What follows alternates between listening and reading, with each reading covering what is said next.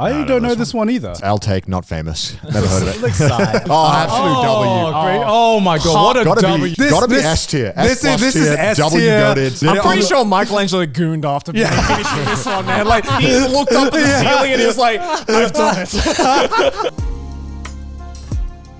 Hello and welcome to another episode of Trash Taste. I'm your host for today, Garnt. Joining me once again are the boys. Yo. What's up? And how you guys been? Chilling. Got a bit of a interesting shirt on there, Connor. Is that? I've had this shirt for ages. I just haven't worn it. I don't think I've ever seen you wear that shirt. Yeah. Yeah, it's from a party. I've never worn it before. If I look around and you're not wearing the same, purple and white shirt, it's like something's Connor's feeling a little adventurous today. Are you feeling celebratory today or something? Something special up in Connor? I just walked to the office and I thought, you know what? It seems like it's kind of short sleeve, perfect weather. It was not. It was just too swampy outside. It is a bit swampy and right the now. moment I got outside, I was like, it looks like it's going to rain. And then right before I got to the office, it started raining. But I made it just in time. Okay. But been up too much. Went back to Europe, went to Wales. Yeah, I saw you went back to your hometown and home country. I did, yeah. I also went to, I did like a day in like Belgium and Amsterdam because I was like, you know what? The plane was going to stop there anyway. And I was like, fuck it, I'll just spend a day, vibe it out. I had some friends there as well that I was going to meet anyway. So I was like, all right, fuck it, I'll spend a day and see how it is. It was good. Actually, I was going to, it was just such a wild way to start the episode. I went to the Anne Frank Museum and I was going to wear this. And then I thought, as I was putting it on, I thought, maybe not the best day to wear this. It's a lovely summer day. Let me get my Hawaiian-ass shirt with some sunnies. I didn't think anything of it because I thought, it's a nice Hawaiian shirt. And then I looked at it and it's just like bunny girl women. Just bunny girl women. It's a lot of titty on that. Yeah, maybe I'm sure people do. I'm sure people dress some interesting things when they go to it. But I was like, maybe it wouldn't be good. So you went to a house, right? It's just a house. I went when I was really, really young, and my parents always made fun of me. I wouldn't say make fun of me. Just they always tell me stories about how I didn't want to go. I was like, you know what? I'll actually go of my own volition. Yeah, but how old were you at that time? Like 12. Okay. That should be fair. And as a 12-year-old, I'd much rather play a Game Boy than hear one of the most depressing stories of my life. Yeah, it's hard to convince a 12-year-old to be like, go into this random house. So I was getting to that age now where I'm like, actually, maybe I should check out a museum or two. Sure. Has it changed for you going to the Anne Frank Museum? Yeah, it was actually, it's such a cool museum in the way that they've like set it out, not the subject matter. Very depressing. Yeah. But I remember when I went when I was a kid, it was very different. This time I went, you got like an audio thing that it was free, and then because normally you go to museums, they're like, you have to pay like $15 for an audio tour, and I don't want to fucking do that. And they're like, please go here, and they'll talk very slowly. And I'm like, this one, you kind of like scan this thing when you go into a room, and then it plays the story in order, and you kind of have this. It's really cool, really well done. It was very interesting, very depressing. Did you learn anything new from the tour? I think so. I think I knew most of it. So I learned that there was this girl called Anne Frank. Yeah. I think the only stuff I didn't. I guess the most big moments of the thing I knew most about. But I just wanted to go because I thought, you know what? I thought, fuck it, I'll try. I'll see if I like museums.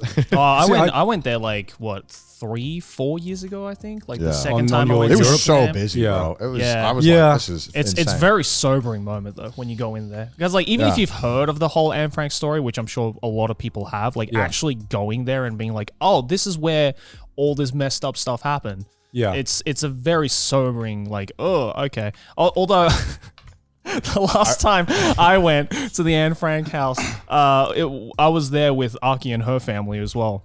And I guess Aki's sister was like really adamant in going to the Anne Frank house for whatever reason. She was like, I really need to go to the Anne Frank house. To be fair, it's really good. And then it's soup, like all of the information is delivered so like well. Yeah. But so see, if only it was that, wholesome. Like I was, because I asked Aki's sister and I was like, why, you don't seem like a history buff or anything like that. Like why are you so adamant in going to the Anne Frank house? And she said, I heard they have the best toasted cheese sandwiches in all of Europe.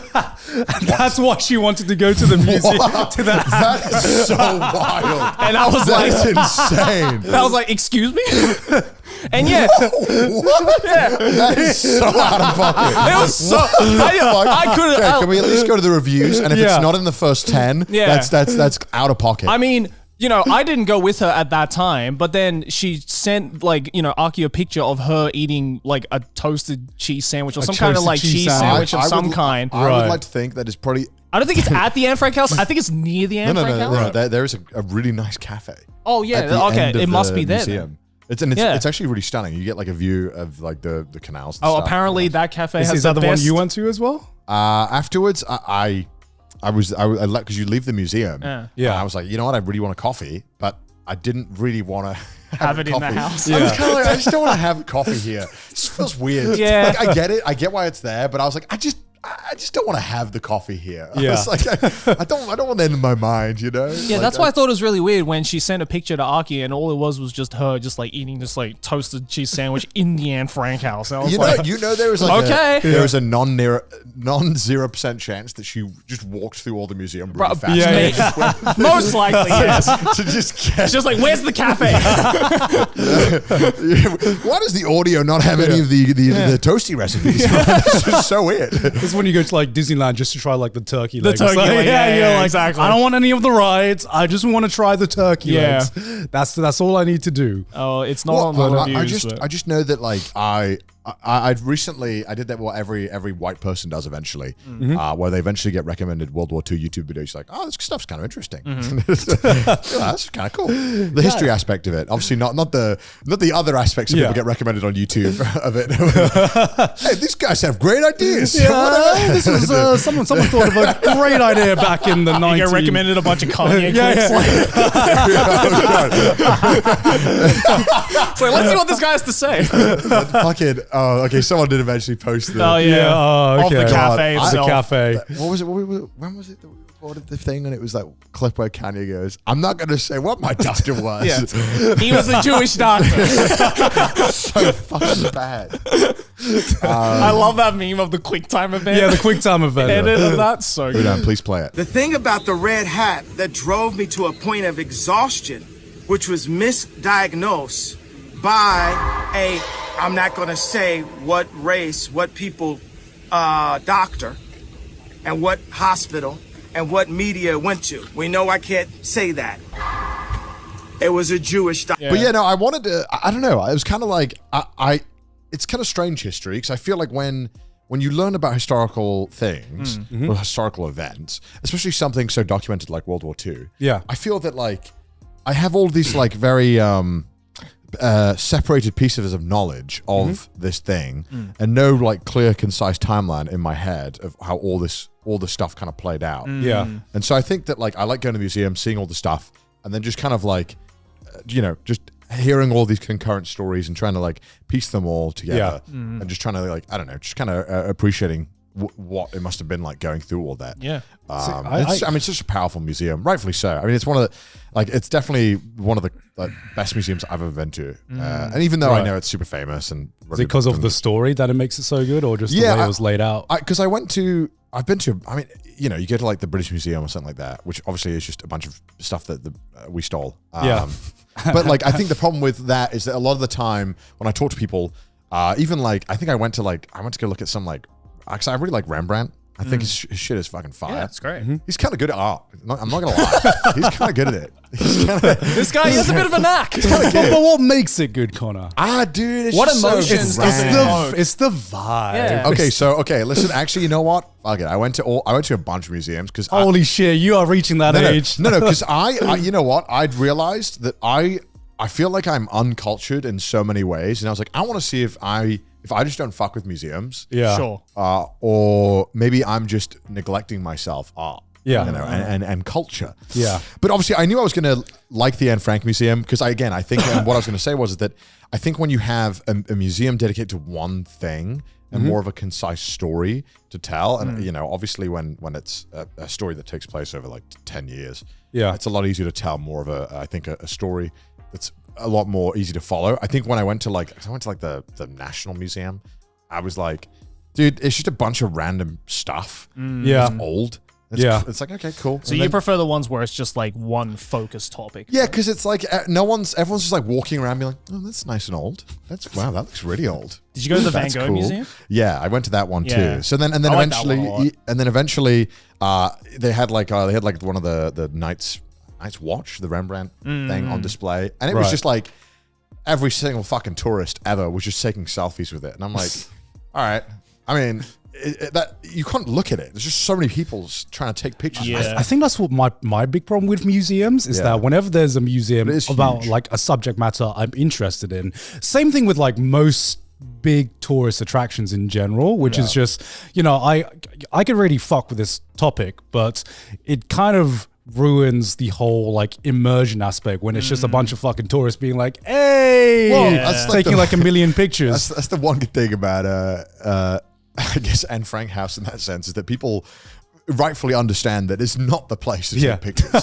So it is just people just experiencing it, right? And it kind of sucks in the sense that it takes such a somber topic for people to just be like, hey man, let's just like, let's just do it. Because I'd be like looking at this thing, and then someone would just walk right in front of me, super fucking close, and just start going, and I'm like, you are not a photographer. Fuck off. I was just trying to look at it for 2 seconds, and you just walked right in front. I wasn't even that.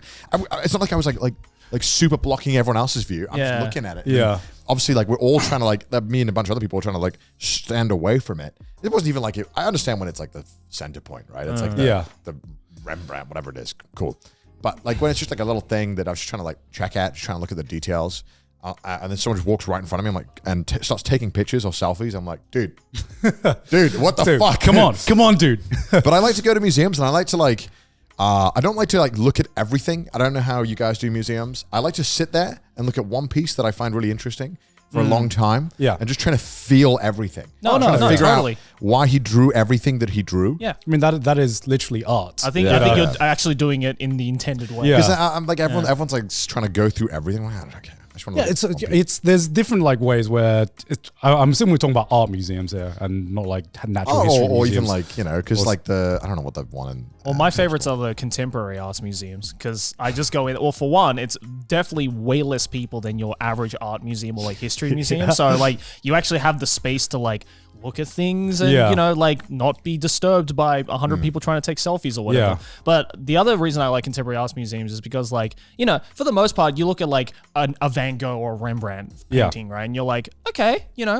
I know I see the title, I see the painting. It's not that like difficult to understand, but you still can take a lot of time to like gaze at it and just be like, okay, well, let's look at the techniques. Let's see how I feel about this. Yeah. Contemporary arts museums, though, on the other hand, it's kind of the same way where it's like most of them are very simplistic, but you definitely spend 10 times the amount of time just sitting at it being like, so why did they make this? What? Like, am I just stupid? Or like, do I just not get this? Oh no, I don't even think that deeply. It's like looking at art is like the equivalent of like beeps and boops for the eyes, where it's just like sometimes you look at a picture and you're like, I don't know why this is making me feel things or think things, but the one time you're at a contemporary arts museum and you look at something that for the first split second is just absolutely nonsensical and it's like, why would anyone make this? But then you stare at it for long enough and you try to like contextualize it and you're like, when it clicks, you're just like, oh my God, I am an art buff now. Wait, what does that entail? It's never clicked for me.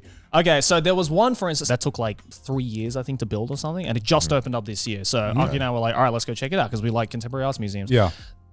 I'd say 90% of the stuff in there was like, I don't get it. So wait, can I have a definition of what contemporary art is? Just so that we're on the same page. Contemporary art is basically like It's like modern art, right? It's like weird art, right? It's like, it's kind That's of... how I see it in my head. Art that isn't like normal, I would... okay. It's, more like, I guess, like provocative in the sense that like... blobs and bloops. It's the art where you're like, that's weird. That's weird. Like, that's fucking weird. Yeah. Right, so whenever you see anything online that's like strange. Yeah, something like, whether it be like a painting or a sculpture or like, some contemporary arts are like, they take an entire room and they turn it into God. I read about this woman, the Japanese woman. her whole Which thing one? is circles, and she's like hella racist. Oh yeah. And all her art is just fucking blobs, and I'm like, wow. Yayoi something, I think her name was. Kusama Yayoi, yeah. Dude, if you just Google her name with racism, there's like so many stuff that came up. I was like, wow, this is quite the resume. The resume of racism. Oh Jesus. Yeah. Okay. Okay. And then like, I was like, this is like peak everything I don't like, because then it was like a collab with like it was some kind of like Louis Vuitton shirt that cost $900. Oh yeah, no, she did do a collab with Louis Vuitton. And it was like it was like contemporary art, and it was just polka dots, like polka dots. I was like, okay, that's a thing. That's your thing. That's a thing. Here's $20 million for designing that. No worries. But I mean, no, not all of them are like that. I hope. But I was just like, wow. I was like, wow, you've made dots, and now you've made an ungodly amount of money. Okay. I mean, the most famous, I think, contemporary art piece, I think, is the one in like Europe somewhere where it's just a urinal.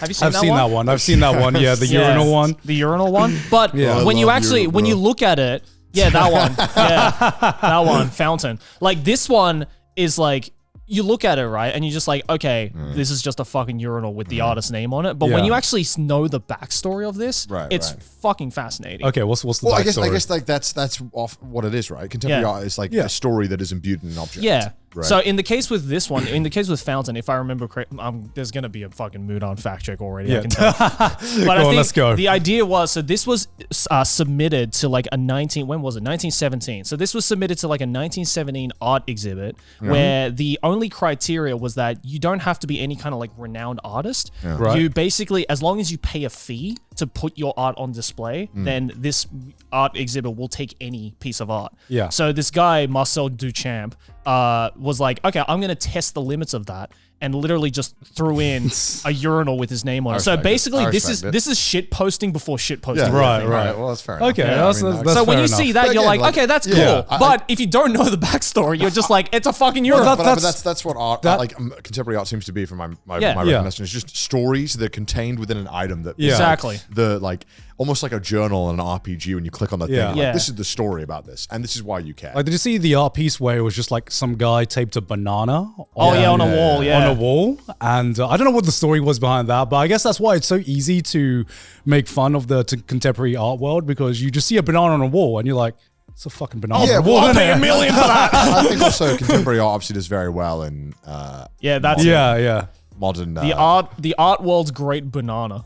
yeah, and this is something where like obviously the internet loves this shit. Yeah, because this is so easy to $120,000. Yeah, again, like this is the most internet story of all time. Like if you are a journalist, you saw this, you're like, this is the easiest free article that we can write. Yeah. This episode is sponsored by ExpressVPN. Do you know that little guy with the hat and glasses when you're doing your late night research? Oh, yes, I am. I don't know what you're talking about, Connor. Well, good thing that he knows how to keep a secret, right, guys? Yeah. No, he doesn't. It's all lies. What? Even with Mr. Incognito on duty, every single thing you've ever clicked on is fully visible to anyone who owns your Wi-Fi. Oh, who knows who could be accessing your information, your work, your school's IT department, your parents, Garnt? Mom, do not open the laptop, Mom, please. Sounds like you need ExpressVPN. ExpressVPN is an app that sends 100% of your traffic through the encrypted service, so your eclectic taste in cinema cannot be seen by anyone. And speaking of cinema, ExpressVPN also unlocks a ton of anime shows, movies, because you can choose where in the world you want to be. The Apothecary Diaries, for example, isn't available on Netflix in the US, but if you use ExpressVPN to change your location to Japan, you can watch it. Plus, ExpressVPN works on all of my devices. I can use it on my phone, TV, computer, whatever it might be, so I can watch whatever I want without the whole world knowing it. We love ExpressVPN, and we love them so much that we got them to give you an incredible deal.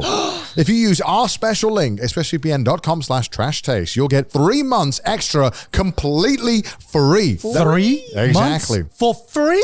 expressvpn.com/trashtaste to help support the podcast and get free extra months of ExpressVPN absolutely for free. Back to the episode. That being said, I didn't care much for the Van Gogh Museum. Dude, I just didn't like it that much. You don't like it? It Van was Gogh? so busy as well. Oh, that's true. And also, I I don't know. Van Gogh stuff, I'm like, Too mainstream for you? It's all right. I'm looking at it and I'm like, nah. I think I don't like his style that much. Okay. It feels like, I don't know. Do you think it's because pretty like what the equivalent of like an anime artist is in the like 1990s in the US to back then? Probably it's just kind of weird. What do you mean? It's very unorthodox at the time, I imagine, his style. That's the weirdest analogy I've ever heard. Well, I imagine if you had drawn anime in like the 90s in the US, they'd be like, the fuck is this? And now they're like, this is anime. It's from Japan. And then everyone's like, oh shit. No, I don't know. And also, I felt like he had such a good story, and then I was like, I didn't know much about Van Gogh, and I thought there was some. Actually, I really liked his some of the pieces I did actually like, but the museum itself and how it was laid out, I really didn't like. Was it just a bunch of paintings stacked on top of each other? No. To be fair, they tried to lay it out interestingly, but I felt like it made this weird kind of like everyone was going and like walking in different ways. It was just kind of like a really like awkward way to. I felt like personally, at least, I didn't really enjoy it that way. Last month, I went to a Van Gogh exhibit in Tokyo, which was a lot more, I guess, like interactive in that sense. Okay. So instead of just like a bunch of paintings on the wall, they would project the artworks into these rooms, so you could actually walk through it. Yeah. And I think like more art museums, at least for like popular artists like Van Gogh and stuff like that, like stuff that everyone's fucking seen Sounds Starry like some Night. Iron Man shit, man. But it was cool. Yeah. Like it was way more interactive, and it was like, even though I've seen Starry Night 100 million times everywhere, it actually just felt cool to be like, I'm inside the painting now, and it's like, ooh. I really like. I think it was. Ooh. It's such a Starry Night. Yeah. I think it was his final work that I liked the most. I don't know. Type in like Van Gogh. The self-portrait? No, was that his last one? I don't know. What was Van Gogh's last painting? Let me double check. I hope it's the right one. It should be like the one with the like trees. That was one I actually kind of liked. Looked weeb as fuck. Okay, it wasn't that one. No, I'm wrong. Type in like is it like cherry? Not cherry. Van blossom. Gogh. It looks like cherry blossoms. He's done a lot of like Japan influence stuff. Type in like cherry blossom. See what comes up. Yeah. The story was something like how because his brother had like bankrolled his entire life. Yeah, this one. Yeah, that one. Yeah, right? Almond blossom. Yeah. Yeah. His brother had basically like bankrolled his entire life because obviously he was very mentally ill, and obviously so mentally ill he cut off his own ear. Yeah. And this was basically the gift that he painted for his son-in-law. Yeah. Son-in-law? No, nephew. Family member. Yeah. His brother's kid. It's like a thank you for like supporting his entire life. Oh. And then the museum just ends, and I was like, and it was like, and he died, and it was like, how? And then I Googled, how did Van Gogh die? It was like, shot himself, and I was like, is that why we didn't put it in the museum? I was like, I feel like we're all big boy adults here. We can discuss him cutting off his ear, and why would we gloss over that? It felt like for some reason they Wait, he cut off his ear? Yeah. He cut off his own ear. Yeah, he was very mad. That's why in his self-portrait he doesn't have his left ear, I believe. Yeah, he cut off his own ear. He was very mentally ill. Yeah, see? Okay. Right ear, yeah. Okay. And obviously back then, mental illness wasn't so chill. Yeah. Wasn't so chill. Not that it is nowadays, but it definitely wasn't 2024. chill. Mental illness is chill now. It's a lot more chill now. Yeah. And again, like I kind of felt like he has such an interesting life story, and it did in some way at the end. I was like, oh man, why they like sanitize it? I felt like they at least I feel like maybe I missed some. I might have missed something, but I definitely was reading. I assume it's like an all ages exhibit. Yeah, in it the museum.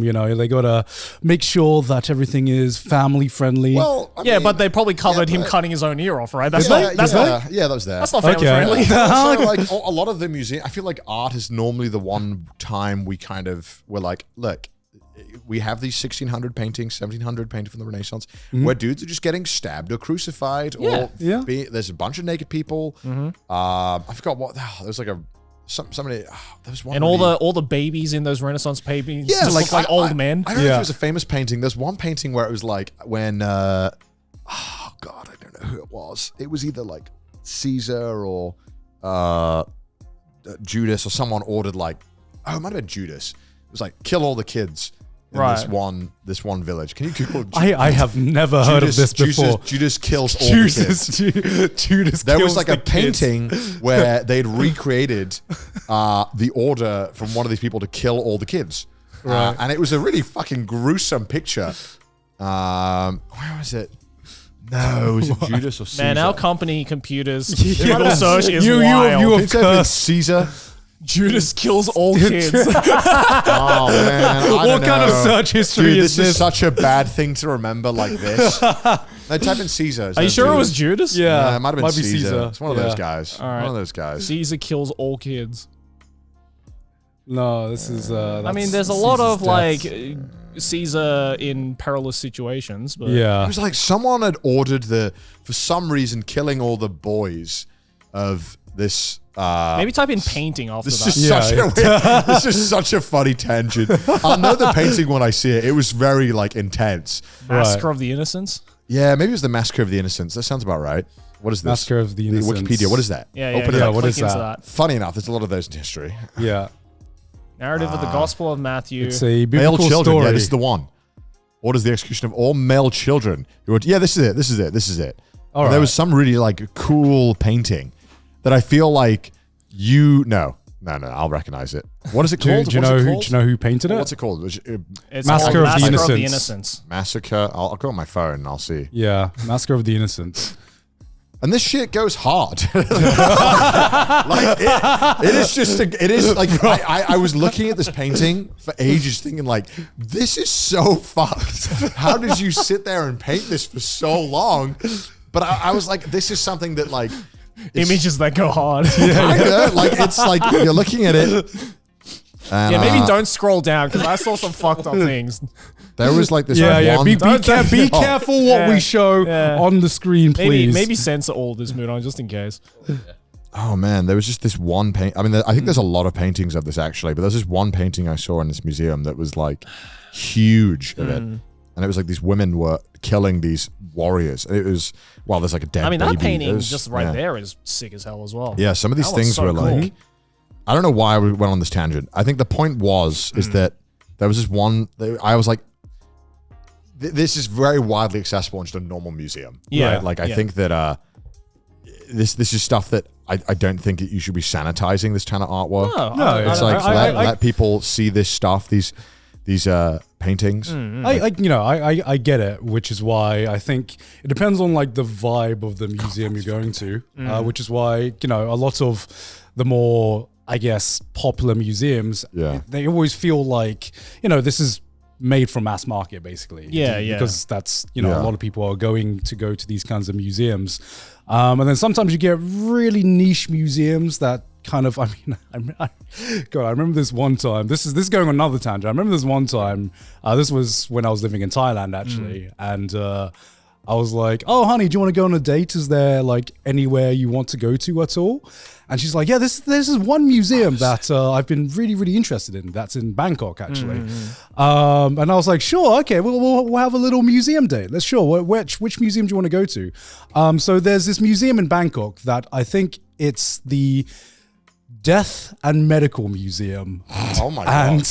I think I've heard of this actually. Yeah. I've heard of this. And definitely, probably not safe for YouTube to show anything, but it's basically just in a hospital, right? And they have kept a record of a bunch of murders and a bunch of real dead bodies and like deformities. This is the most Sydney museum I've ever Yeah, that's the thing. And True crime podcast. basically museum. true crime podcast, but it is like, the thing about censorship in Thailand, right, is that they are a lot more lax when it comes to censorship of, let's say, accidents and things like that. Yeah. Because you can just be watching the news and, you can be going to a news article in Thailand and they will straight up show a person dying in a horrific traffic accident with no censorship whatsoever. They don't cut. They It's just like some live leak shit. Yeah. Literally some like live leak shit. So this museum had just like real like dead bodies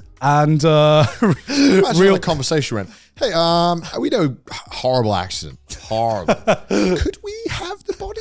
I think that's in like kind of Southeast Asia in general. I feel because like I remember when I went to Vietnam for my mom's birthday, and it was on her birthday day, right? And like we'd already like planned a dinner the night, but we was free during the day, and we were in Ho Chi Minh.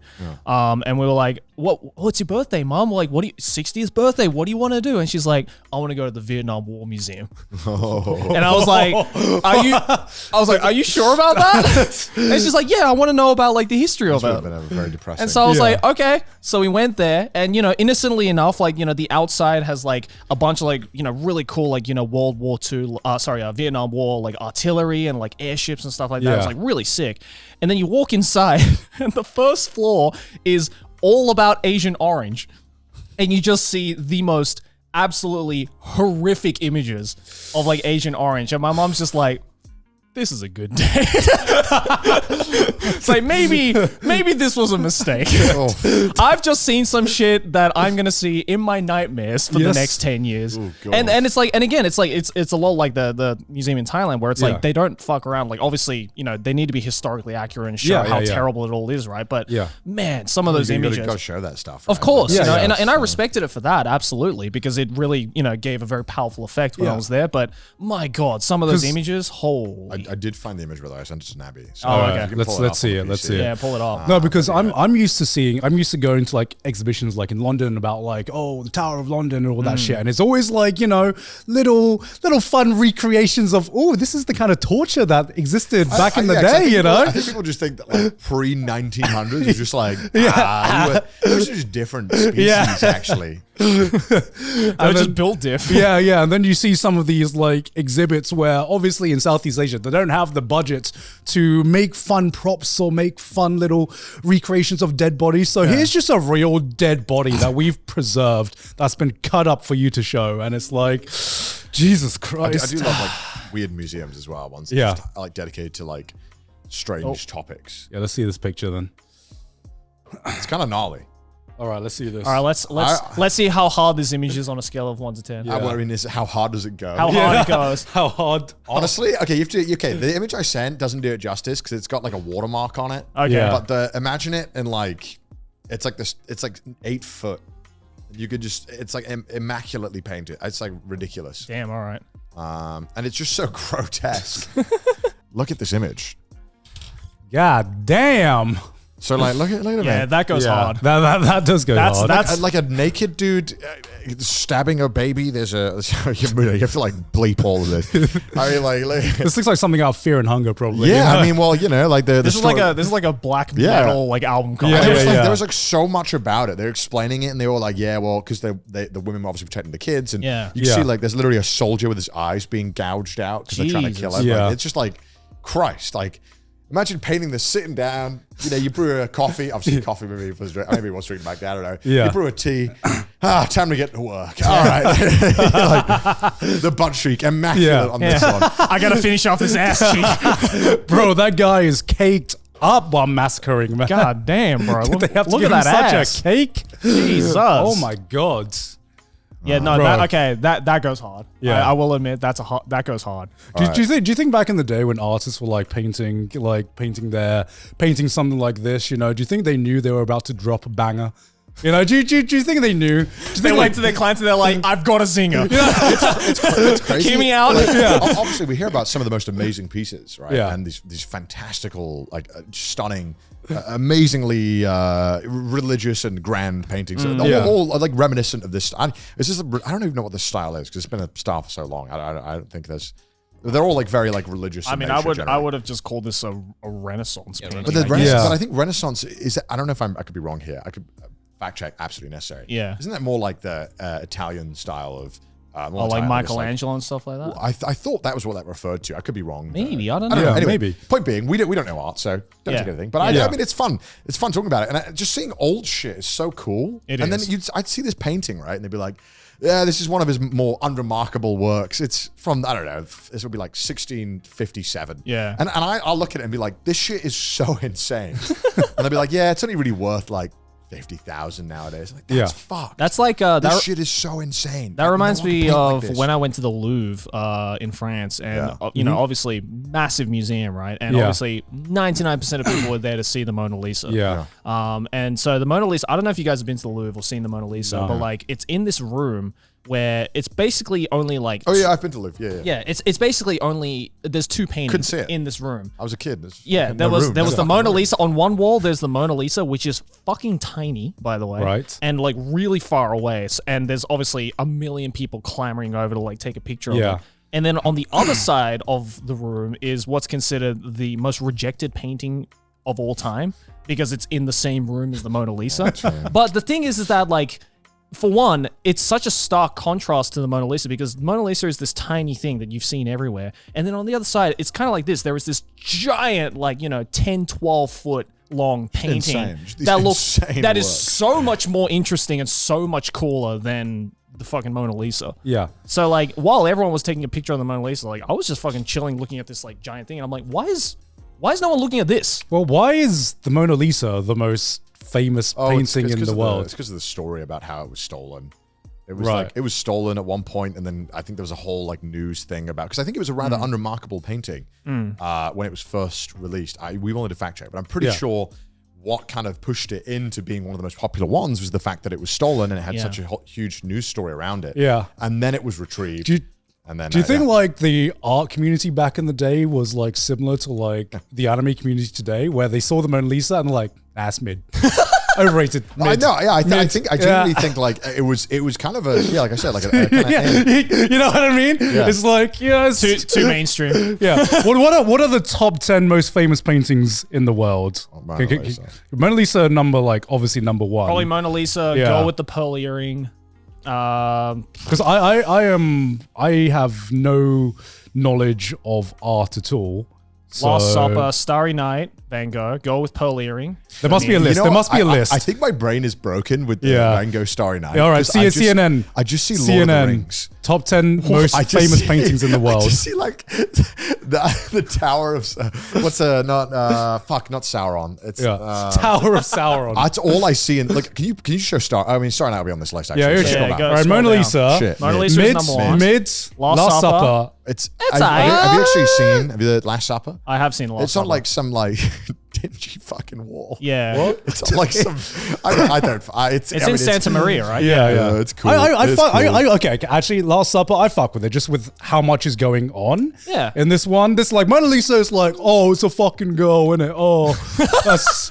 It's I like the eyes follow you wherever you go. Oh, fucking mid. All right. Whereas Last Supper is just Jesus like, boys, we eating good tonight, baby. It's like me and the boys. Me and the boys rock up. I was trying to be contrarian. All right. Number three. Starry Night. Dude, it doesn't. I just can't unthink of Lord of the Rings when I see the tower. Eye of Sauron. All I can think of is the Tower of Sauron. I cannot unthink it. And then the fucking bright ass sun. I just think this is some kind of Lord of the Rings that's a moon, I believe. That's a moon. Okay, whatever. Sorry. I just think of the fucking tower. I don't know what's wrong with my brain. I mean, it's alright. I think it's just you've just seen it everywhere now, where it's like, it's fine. It's whatever. I just like, okay. One of the biggest things is like story for me. So I'm like, it looks visually, this looks cool, but I can't really like, I can't really garner any like emotion looking at the Starry Night. I'd love to know. He was living in an asylum, apparently. You know what? I bet there's, and I don't know. Oh, the Scream? Okay, this one goes hard. This one's cool. This one goes hard. Edvard Scream? Munch. Yeah. Yeah, this one goes hard. All right. Where's it being held? Tokyo? Oh, it's in Tokyo. Oh, that was the picture was in Tokyo. Yeah. No way. All right, Scream, not overrated. Yeah, Guernica. Okay, that's I've never heard of this before. Oh, really? This is probably one of the most famous Picasso paintings. Never seen this one. Okay, never seen this one, and it's number 5 already. I think this one goes hard as well. Okay, cool. This one is interesting. Okay, this is okay. I would go to an exhibit like this, look at this, and I'm like, this is interesting. I can't think of any other word to describe this other than interesting. I feel these kinds of paintings really straddle like traditional art and contemporary art. How long would you have to look at this before you're like, all right, I think I'm getting something I already here. don't like it. I've looked at it too long. I don't know. This one's trippy and cool. I like it. It's kind of like, huh. Like the more you look at it, if your kid drew this, you'd be like, they'd be like, all right, put it on the fridge, I guess. Did we just call Picasso a fridge painting? hey, put it next to the macaroni art. There's a bunch of fridge magnets with this on it. All right, let's go to the next one. Next one. Oh, the kiss. My parents have this hanging up in their bedroom, and I've always wondered what this was. The only thing I can see in this is that they referenced it in Elfen Lied. In the opening, which is cool. I don't feel anything when I look at this. I don't feel anything. I was going to say it just reminds me of home. Yeah, I see this. Yeah, okay. I don't. I'm not getting anything from this. All right, next one. What's the next one? Next one. I go with Poe Earring. Mid. I've seen this one. Mid. And if it's just a paint. The cool thing about Go with Pearl Earring though is that it's like a fucking mystery of how you, because there's an entire movie based on this. Yeah. I think the biggest mystery from what I remember is that, for one, I think the person in this painting doesn't exist. Yeah, so apparently it's like a weird painting thing where like you paint something made up. Yeah, because in 1665, no one could get a hand on a pearl that big. Right. Without it costing like $1 billion. So people were like, so is this a self-portrait or is this just Vermeer just like making something up? Bro, just... but it's weird that it'd be making something up because for that era, no one was doing paintings like that. So there's the whole like mystery of like, so is it an actual person or is it Vermeer cracked? I also think back then they preferred to paint like things that were there and real. Yeah. Okay. There was like a big emphasis on that, I think. Yeah. So bro was like, I can paint something from my mind. And the world was like, yo, he kind of was the first no painter with a domain expansion. That's what kind of made it legit. Yeah. Okay. So the backstory is cool. The painting itself is just like whatever. Painting itself I think if I'm not mistaken, okay, I feel like I know more than I should about this, but Vermeer was famous because he was, if you look at his work, it's impeccable how he drew, like painted light. Like if you look at any of his work, how he like understands light is insane. There's one or two examples of like where I think he does it maybe more interestingly. But like, yeah, look at the woman with the one with the jug is also really that famous. one's really famous. Right. Yeah. So open up like a big version of it. Like look, it's kind of fucked up because you're like, how did this man? It looks almost real. Yeah. The way that the light bounces off everything. I know why the girl with the pearl earring is the most famous painting of his. Yeah. Because it looks most like a YouTube thumbnail. You know how they say? No, it is not. You're like, look at this shit. The light, the use of light on that is fucked up. Yeah, but if one thing how do you do that, bro? If there's one thing I've learned from YouTube, was on. If there's one thing I've learned from YouTube is that you like if you need something marketable, you need someone's face right in front center. This shit, people look at this and they're like, I don't. Our YouTubers are like, thank you Vermeer for the perfect thumbnail. Look at the fucking basket. Perfected thumbnails in the 1600s, man. Look at the items. Look how good the lighting is on them. It looks like a photo. You literally can't tell the difference between like if it was that blurry, if that was real or fake. Yeah. It took a little. It's scary. That's cool, but like these kinds of paintings, I'm like, it's cool. Like the technique is cool, but it doesn't make me feel anything because it's like, this is like a photo back in the day. You know, that's fucked. Look at that. That looks real. That does look real. Could you imagine seeing that in the 1600s? Your mind would be fucking blown. You'd be like, what the fuck are you doing? Give me your paint. Let me sniff it. And then they invented the camera and they were like, they made what? He's like, I'm out of business. What the fuck? I'm out of business. For me, it's just like, it's like I painted this in 4 years. Yeah. It's a screen and you're like, just we made this in 4 minutes. Yeah, and I'm just like, I just took a screenshot. All right, like that looks insane. Well, I think like the reason why Van Gogh became popular after his death is because of it was something to do with like how weird his colors were and how unusual that was. Okay, Birth of Venus. This one's mid. This one's mid. It's used too much. Overused now. Yeah. No, it's cool though. It's cool. 1400. That's fucked. How do we keep stuff around that long? We We bought Nintendo fucking GBA games. You ever seen a Nintendo GBA box when you were a kid? No, I never saw it. Threw that shit away. How'd they keep this shit around for so long? All right, carry on. All right. I don't know this one. I don't know this one either. Diego Velázquez, 1656. I'll take not famous. Never heard of it. Alexei. W painting. Yeah. W. Can we get W's in the chat for this painting? All right, what's the last one? Oh, absolute W. Great. Oh my god, what a Gotta be- W. Such a hot image. Gotta be S tier. This is S tier. W goated. Holy shit, this is Would absolutely goon goated. I goon max to this one. Paintings that go hard, man. I'm pretty sure Michelangelo gooned after finishing this one, man. Like, he looked up at the ceiling and he was like, I've done it. Kind of crazy that he painted it on the ceiling. Yeah. Just an absolute mad lad. Wasn't he also like, I think I saw a bunch of YouTube videos on like how this came to be. Like, I'm pretty sure like Michelangelo, there's like bits and pieces of this painting that the church originally didn't want in. But to like retaliate against the church or something, he like hid a bunch of like, not anti-church, but like stuff that the church wasn't a huge fan of in the paintings. And I guess like the church was like, yeah, it's good. Man, Adam got done dirty with his dick though. That is Absolutely not a shower. That's for sure. But holy shit, that pose though. My man was listening to the Giga Chad song when he was like Michelangelo was posing Adam Mal. Look at that shit. It is, yeah. Could you imagine? Because it says it took 4 years to paint. Yeah. Just imagine like being one of the churchgoers or whatever, just seeing it coming along. Must have been the coolest shit ever. Yeah. Coming in every like week or Sunday, you're like, damn. I can't imagine how fucked his neck would have been afterwards. Yeah, though. right. Yeah. Just like doing this for 4 years, like absolutely mad lad. Yeah, but yeah. No, I'm glad we all have some appreciation for art. As I get older, I guess you come to realize, yeah, we kind of need this shit.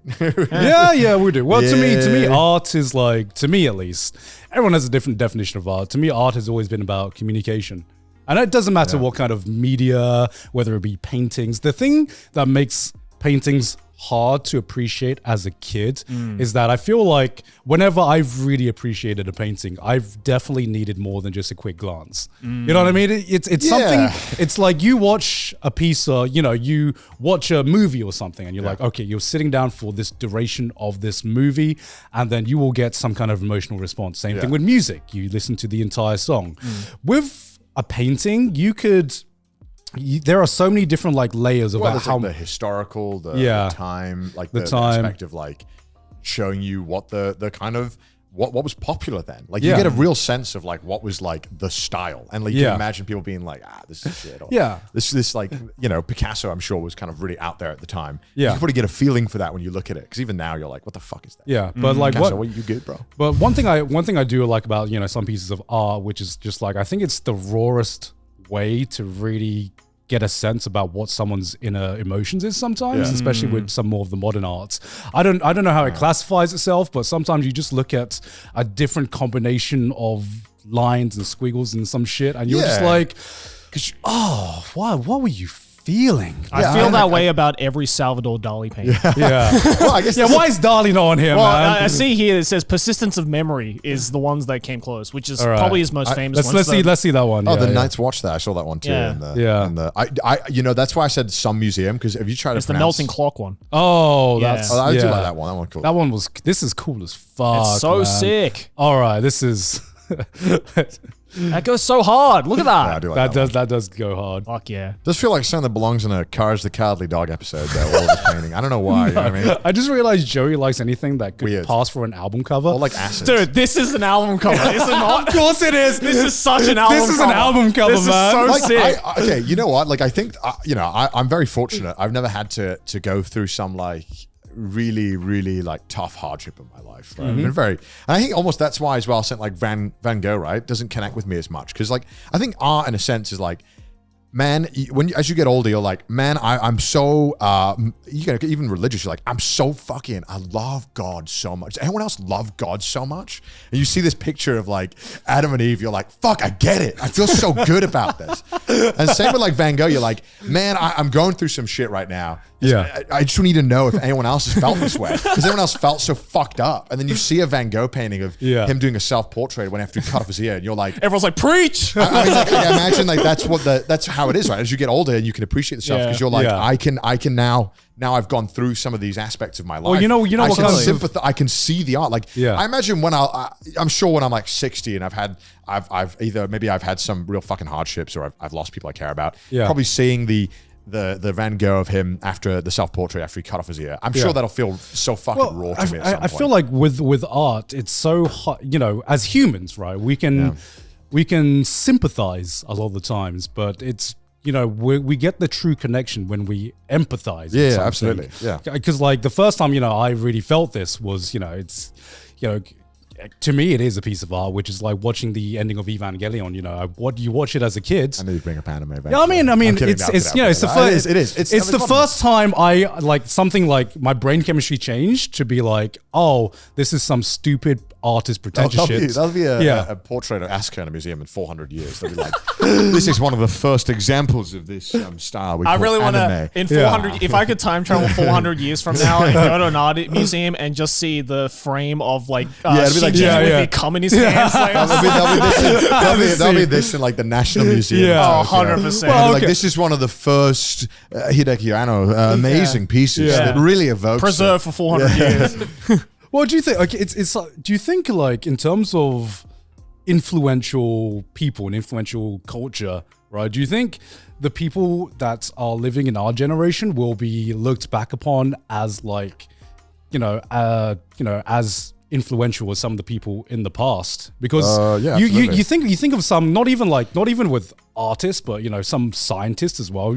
Like, Nabi, people talk about like, stuff like, I don't know, like Charlie Chaplin, like that, right? Yeah. Like, someone of kind of recent history, but so much is credited to him, and so much like people talk about him and about his stuff. Yeah, Nabi, can you search up the smartest picture ever taken?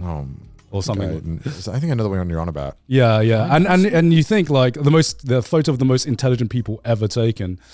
I have seen this. Yeah, yes. Can you find one where like they have all the names on? Because you look at this picture and you think, and you look at some of the names on here and you're like, these people all existed in the same time period. Oh yeah. And you think this picture has got to be one of the most stacked pictures that has ever been taken in like the history of like as photograph. Planck, Einstein, Picard, Lorentz, Schrodinger, Heisenberg, Curie. Yeah. Oh my god. Yeah, right. Dude, collectively there's about 90,000 IQ in this picture. Bro, this is my entire like physics and chemistry textbook in a picture, and you think all these people existed at the same time, just like me and the boys changing history. That's what this picture is. Look at this shit, man. That's so stacked. And you think to yourself, damn, are there this amazing are there this many amazing people that exist in our time period that could like come together? I'm sure, because like, there's still like every single year, like you hear about certain discoveries being made, which like at the time of them, being discovered and being presented to the public, like you think to yourself like, oh, okay, that's a cool little discovery, I guess. But then, 5, 10, 50, 100 years from then, you realize like, oh, wait, actually this tiny little discovery that everyone thought was just like that's kind of a cool thing, ends up being something that just like completely changes the trajectory of history, right? Or like technology or something like that. Like the Japanese guy who discovered the blue LED. Like at the time, everyone was like, yeah, this is pretty cool. But now you realize, oh, wait, everything fucking uses a blue LED now. I didn't. You didn't know that? Well, I didn't know that. I also watched the Veritasium movie. Yeah, I didn't. I know about blue LEDs, but I didn't realize there was. I didn't. Did you know the name of the guy? Fucked by Tanaka Taro. I don't know. Solid bet. Shuji Nakamura. There you go. I feel like I always hear Nakamura's. Yeah. That's a very common that lineage gets a lot done. Yeah. Don't hear a lot from the Satos. No, Sato's a lacking, bro. Come on, man. Too cozy. Come on, Satos, get with it. So so that was, I guess, the museums. I didn't know we were going to go talk about artwork in museums for so long. But I don't know. I can keep talking about it. That was the first time I ever talked about it. I guess there's other stuff that I did too, which we could talk about. But I guess, I don't want to bore people too much about artwork. I'm sure they're sleeping. I think the last thing people want to hear from us is artwork. Maybe like 3 people in the comments are very happy. But like I do agree. As you grow older, you build more of an appreciation of all kinds of art because you get to experience more kinds of emotions, more things in life that allow you to empathize with some of the emotions that these artists were feeling. Because I do feel some of the most powerful art, unfortunately, is made by some of the most fucked up people or people going through some of the most strongest emotions in their lives. Yeah, absolutely. And I think, unfortunately, the stronger the art, the more shit the artist was going through back at the time, especially in modern day art as well. We're obsessed with the tortured artist trope as people. Yeah. For some reason, we love that. Yeah. And a lot of times, torture and just going through bad shit brings forth the strongest pieces of inspiration as well. True. Yeah. Totally. I also got giga scammed. Well, not giga scammed. I scammed myself. Right. What a tangent. In Belgium. Would you like to explain? Yeah, so I was going to have dinner with a friend. And because I wanted to look, I didn't really know anywhere to eat. I was looking up at Google where to go eat. And I found this restaurant that had super good ratings and looked cool.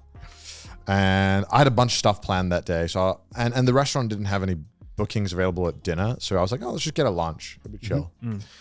And so I guess the thing about this restaurant that made it interesting was that it was in a church. Okay. They'd redone a church. And I was like, that's cool. That's cool. And so there's no reservations online at all. And I was like, oh, okay. And so I clicked lunch and there was one available at 12:30. I was like, oh, cool. Awesome. And I want to try Belgian food, and of course, it'd be great. I get to try a ton of Belgian food. Yeah.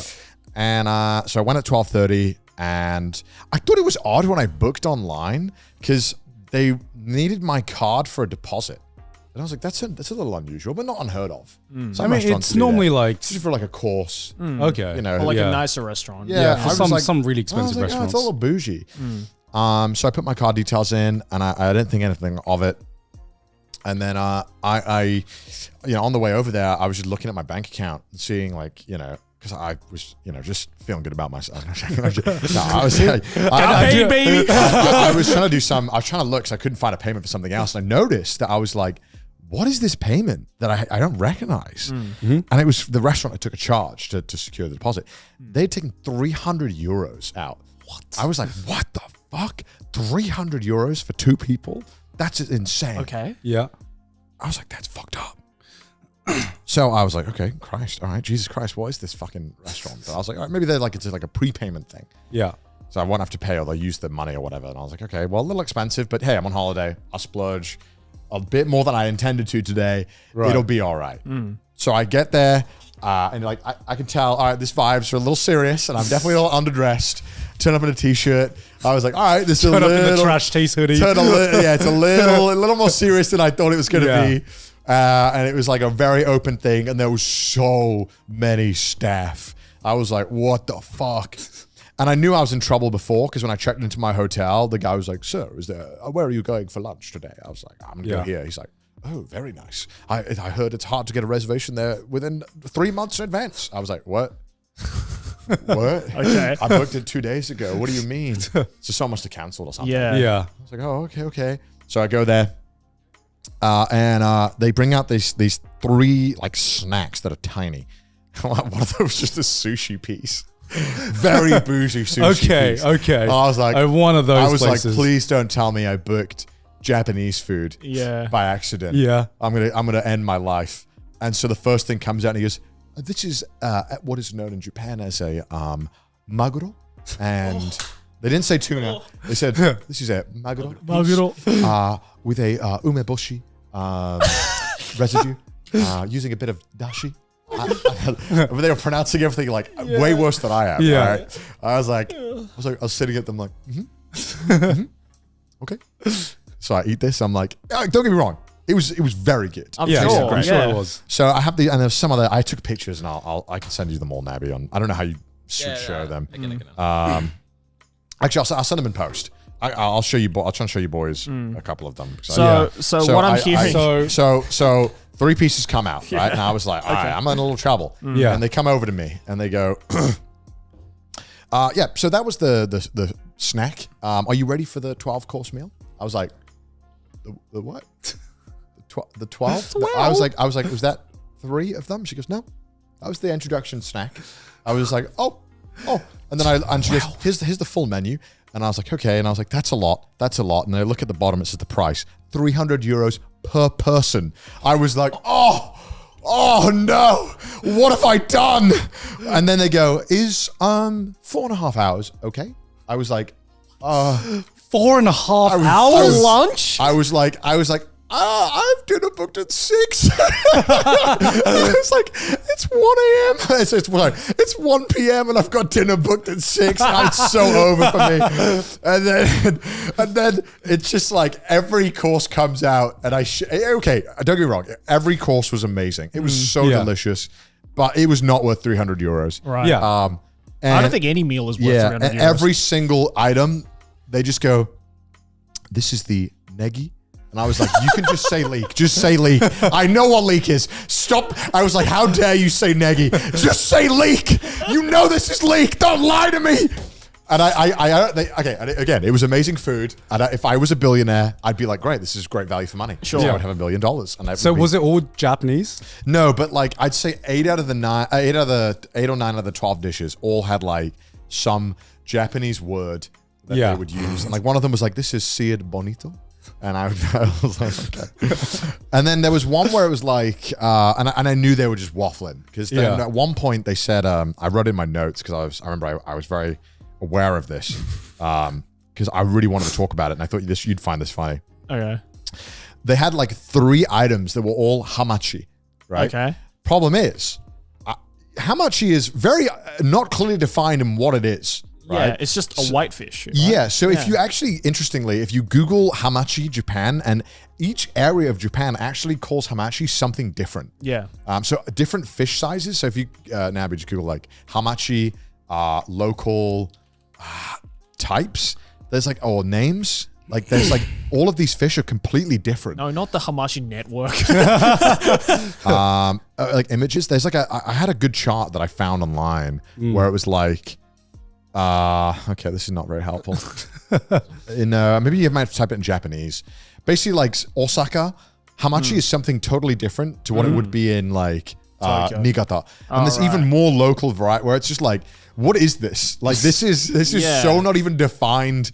You might need to type it in Japanese for all the local names, like I don't know, if you did like Niigata or something, and like all this stuff is so like. Yes, if you don't know anything about Japan, sounds really cool. Yeah. But was just like. But then you realize it's all the same fish. Yeah. Yeah, and you're like, like it's. Did you know this as well? I did know about it. I don't know any of the other names though. I only know it. Yeah, look at this. I want to put the sheet up before we start talking about it. Oh yeah, so there's buri, mejiro. Yeah, so buri is also hamachi is just buri but kid. Yeah, but buri is a big hamachi. Yeah. Okay. Yeah. But each area of Japan calls hamachi and classifies it differently.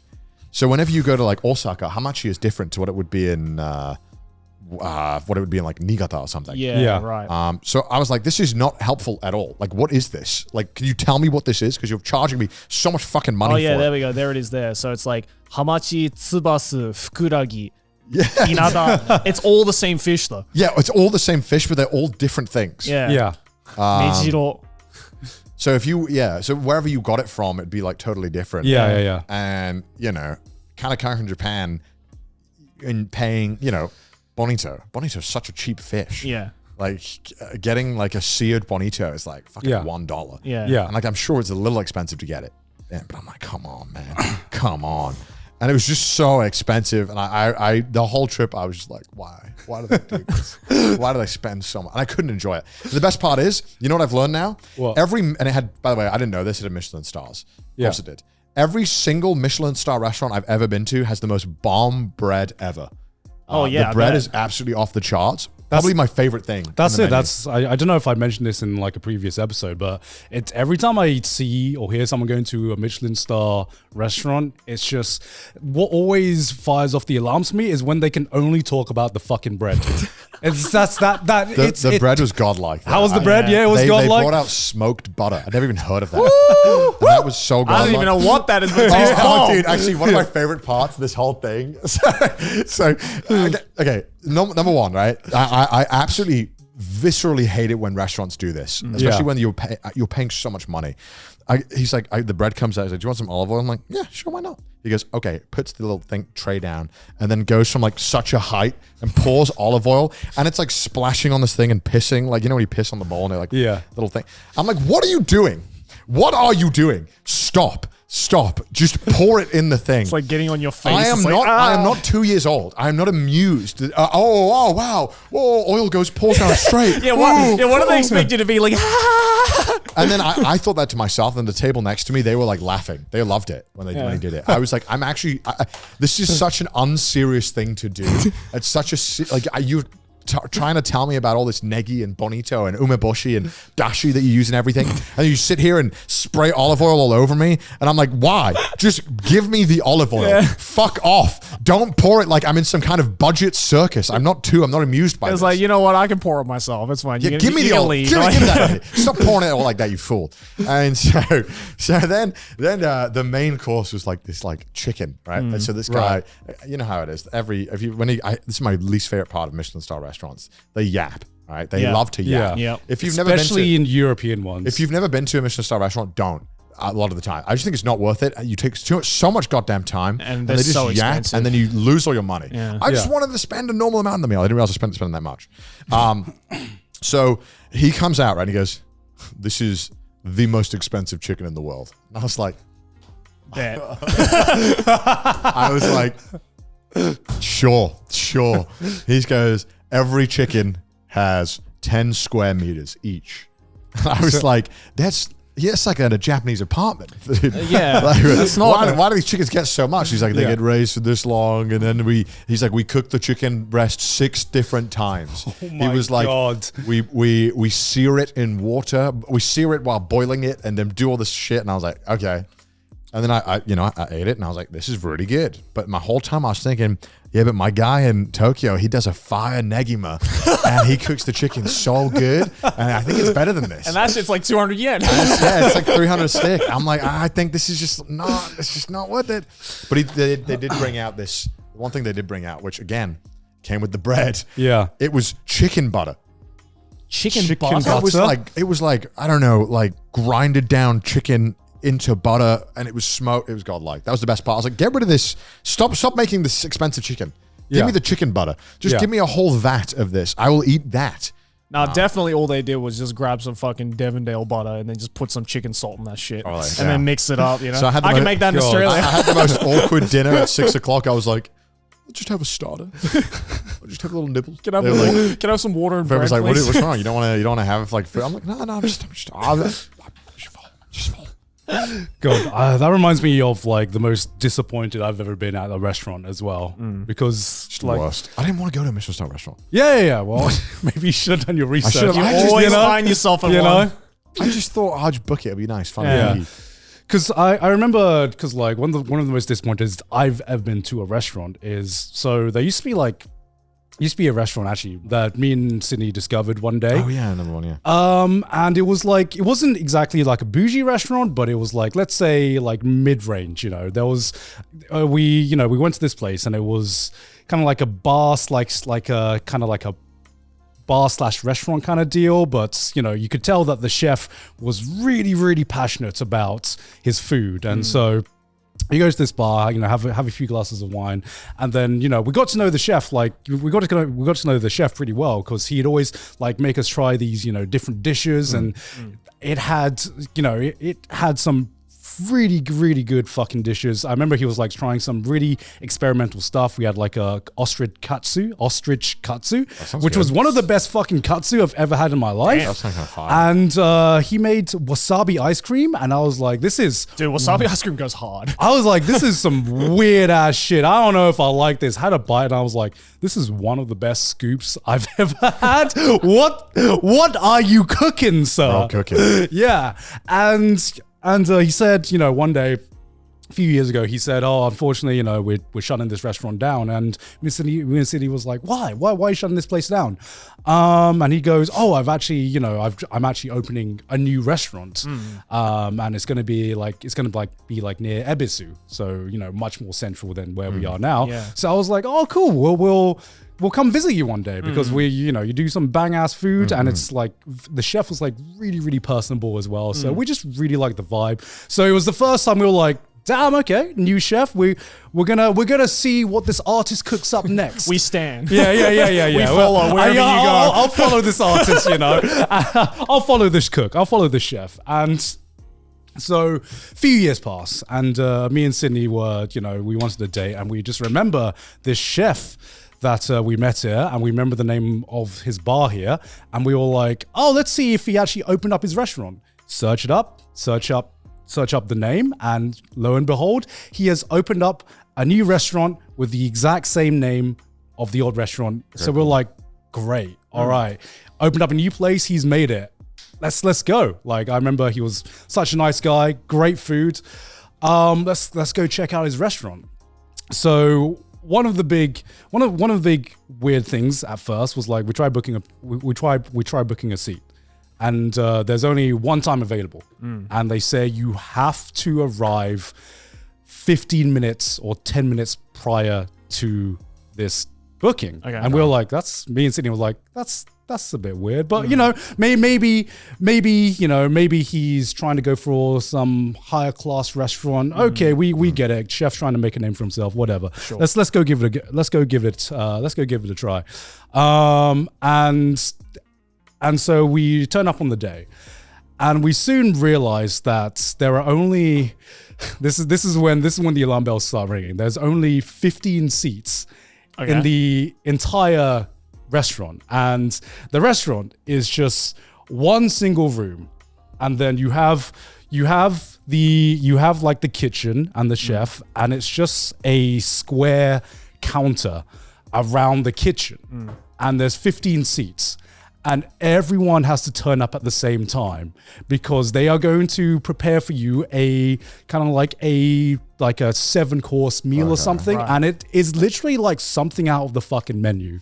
And I have never been like more uncomfortable and more disappointed in my life, right? Because the food. I knew I was in for a disappointment when we get the first course, and it's like a snack, like, you know, it's like the first course snack as Connor experienced. But I remember he revealed the meal at the same time. You know, everyone sits down. Everyone's like, you know, really quiet. Sits down at the same time. To me, I'm fucking awkward as shit because I'm like, I don't know who any of these people are. Yeah. Everyone gets a dish at the same time. Everyone fucking gets revealed the dish at the same time, and I see caviar and gold flakes, and I'm like, that's like the biggest red flag. Oh god! And you get like the 7-minute long explanation.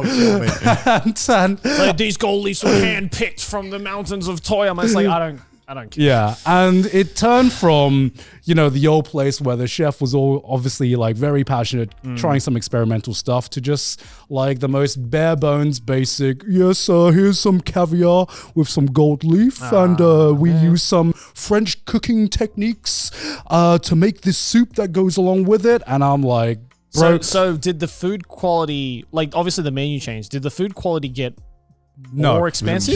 The food got more expensive, but that was only because he was using more expensive ingredients. Right. Chef fell off and I have never been more disappointed in my life. This was like, I didn't know you could get this feeling, but this was the exact same feeling as following an indie band, and then they make it big and mainstream, and they start selling out, and then they start selling out and make like mainstream pop and shit like that. I was like, where is the ostrich katsu? Where is the fucking wasabi ice cream that you cooked up earlier? No, I don't want any of these fucking gold flake shit. This is like watching an anime and you love season 1, and then post time skip, you're just like, oh man, it's not the same. Yeah. I remember like the Ebisu arc is a bit mid. I just feel like if I have to spend more than like £50 or like, I don't know, like $50, like even like $60, I guess, on myself for like my entire meal at like a nice place, I'm like, all right, now we're getting in territory. I'm like, this got to be worth it now. Yeah, 100%. Yeah, like, exactly. I feel like when I was in Italy, every meal I had was amazing, and it'd be like 3 or 4. It'd be like 2 starters, a main, or maybe like 2 pastas, a main, and a dessert. And it'd always be like reasonably, like $40, $50, if that. Honestly, a lot less sometimes. Yeah. And that was always like the best food ever, and like the best dining experience, because you're there for a reasonable amount of time. I don't want to be in the restaurant for like 4 hours. I just don't. I'd rather go drink somewhere else. Either do something else with our friends, or like whatever it is. Like, I don't want to be sitting there having awkward explanations. Yeah, sometimes you want a cool experience, and I can understand that. But I mean, come on. Yeah, that is always the worst feeling, isn't it? Where it's like you've been repping this place for so long, and you're like recommending it to people. You're like, yo, this place is the shit, and then they just make that one change where it's just like all goes to shit. Because I can see on like a business, and I guess if you want to make a name for yourself as a chef, it's like, oh, okay, let me open a new restaurant and let's up the class. Because I think what I loved and what I love about, you know, the Japanese cuisine scene in general is that there's so many like independent places where it's just like a guy who just really is passionate about doing this one thing. Maybe it's like making yakitori, or maybe it's like making different types of dishes or meals. And that's what I love. And I was like, you know, I found this one guy clearly passionate about what he did.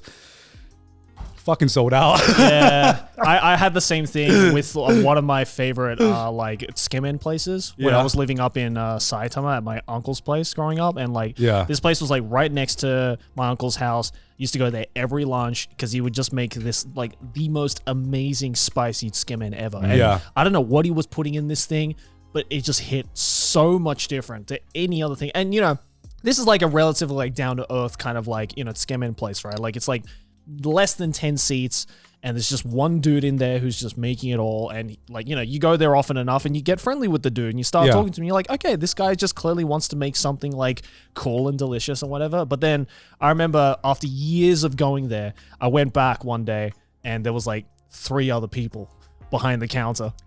And the dude wasn't even there. And I was like, where did the guy go? And he's like, oh, he didn't feel like coming in, and he just hired all of us to like teach him the stuff. And when I tried it, man, I put the half mast up, and I was just like, funeral time for this place. I was like, this is not the same anymore. Goodbye. And it's the worst feeling when you lose like that favorite place. Yeah.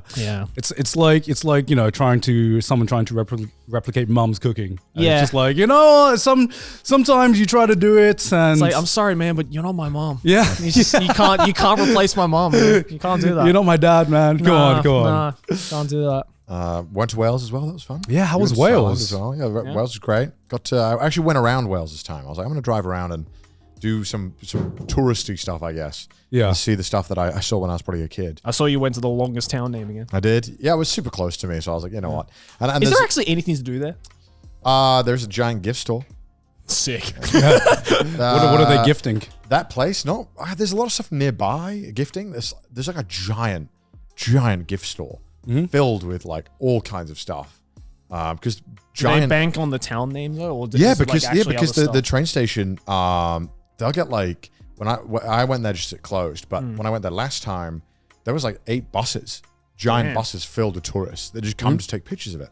But also, obviously, you know, because there's a lot of stuff in the area you can come see as well. A lot of really cool castles that are UNESCO heritage sites and stuff like that, and like there's like tons. There's like 5 really cool castles all within like a 1 hour driving circle of that area. Nice. And there were some good rock climbing gyms around there too that I went to once. Nice. It's fun. Were you just climbing the castle walls? No. I walked around. It was really cool. Just getting to see all the really, man, I forgot how cool castles are. So fucking sick. Yeah, they're pretty dope. Yeah. And there's like one that I really like, which I liked a lot when I was younger as well. It's like Conway Castle. It's literally like, I've sent the picture on Twitter, but it was the one where like you literally drive under the castle gates at one point and drive right next to it. And it's so cool. The whole town's in like a walled off area. It's just really sick. It was just fun. And get to see my family. It was nice. Yeah, that's good. I brought my nephews a whole suitcase full of crane game winnings. They're obsessed with Pokemon, as every like kid is. So I just brought them Pokemon, and it was like, I imagine this is what it would be like when drug dealers like finally give their like drugs away. I don't know how drug You dealers. drop it off. The load is off my shoulders now. It was like igniting a fusion reactor. They just were like limitless energy for like 4 hours because they got a Snorlax. Yeah. They were unstoppable. Well, do you not remember what you were like when you got new video games? I don't think I was screaming and running around. I think I played the game. No, I was definitely screaming around. I was screaming when I got the game, and all my energy. Thank you, mother. I will now play Pokemon Red. I think the first time I got Pokemon Emerald, I think that was the first time I nutted. I was gooning when I got that. I popped it in. It was really fun. I had a lot of fun in Wales, and it was just great. Yeah, but I was just kind of like chilling with family, which I don't really get to do. So that was great. Yeah. First time I got to spend some really good quality family time. Which Right is on. Rare. Right on. I mean, it's rare to just get a holiday where you don't do any work and you just get. It was awesome. Yeah. I went to speak to my school again. Oh, you went back to your school? Yeah, I emailed them. I was like, "Yo, what's up?" Yo, your boy's in town. Guess who's back? I hadn't gone in like 3 years. Yeah, and I kind of wanted to just say hi because I was really friendly with some of the teachers. And I was like, "Yo, what's up? I'm back." So wait, you did like a speech? Yeah, he was like, because I think there was I basically spoke to the year 7, so the 12-year-olds. Yeah. It was. Did any of them like know you? They were like fans of you? Or? Yeah. So this one kid goes, "He's not bald," and I was like, "I'll fucking kill you." So I did a little talk for like 30 minutes. I didn't really prepare anything. Spoke to they're like 12. And then I was like, all right. What do you talk about to a bunch of 12-year-olds? I mean, I would basically explain what I do now, how I started doing it. Then I'd be like, questions. Anyone have any questions? And then they would try and like, I think because I look old, they were being like, they asked like, "Where'd you go?" And I'd be like, "I've been all around the US." And one kid went, "You been to Ohio?" I was like, "Yes, I met the final boss." And they went like,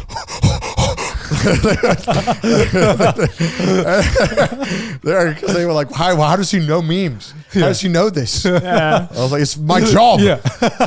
And one of the kid, it just evolved into like, do you know this person? Do you know this person? Yeah, of course. Of course. And I was. Did they ask if you know Mr. Beast? Of course they did. And I just lied and said, yeah, we're best friends. And they like fucking lost it. All the kids were like fucking, I was like, what the fuck? It's like, I'm 1 degree closer to Mr. Beast now. I just go, yeah, we're really good friends. I would just say yes to everyone, and then one kid fucking caught me out with it, little shit, because I just started saying yes because I was like, I don't want to deal with this. Yeah, I was like, I don't want to be like, who was that? I was just like, yeah, and he goes, do you know who this guy is? And I was like, yep, of course I do. And he goes, that's my channel. I was like, nope, don't know who that is. Live. I would have loved it if that kid was like, "Oh, really? Name 5 videos." Yeah, he called me out, little shit, little fucking shit. Those little kids just playing 4D chess. They were so nice there, and then they're really cute. It's just me. It devolved into like then they were like, do the voices, and I was like, what do you want me to do? He's like, can you do like any characters I know? I was like, you know Stewie Griffin. So I was like, Lois, and he was like, there's Stewie Griffin. I was like, yes, because it's just my voice. I don't think I've ever heard you doing Stewie Griffin. That's stupid. And he's like, can you do Smeagol? I was like, everyone can fucking do Smeagol. Yeah, everyone can do Smeagol. Wait, did you introduce yourself as a voice actor? No, I said that like I'm a YouTuber, but I've voiced in some stuff. And they were like, you voiced it? What have you voiced? I was like, nothing you'd heard of. All made. And I was like, I voiced some anime. He's like, can we see it? And I was like, no. But then I was like, sure, fine. Played them a clip, and they're like, wow, you sound evil. I was like, yeah. This is funny. Little kids are fucking funny. Yeah, I mean, I feel like they got brain rot though, bro. They asked me about thumbnails and stuff. I was like, what? How? Wait, were they actually? Yeah, they because were they like genuinely interested in like the process of making YouTube videos? Some kids were. Yeah, some kid. So I did a speech 3 years ago, and I asked if the kids had any questions. None of them. Given they were like 16, so I think when their dreams have already been crushed. I think they'd realized that YouTube wasn't for them. So let's say like there's a 7-year age difference now. Sure, I could very much tell the energy was so different.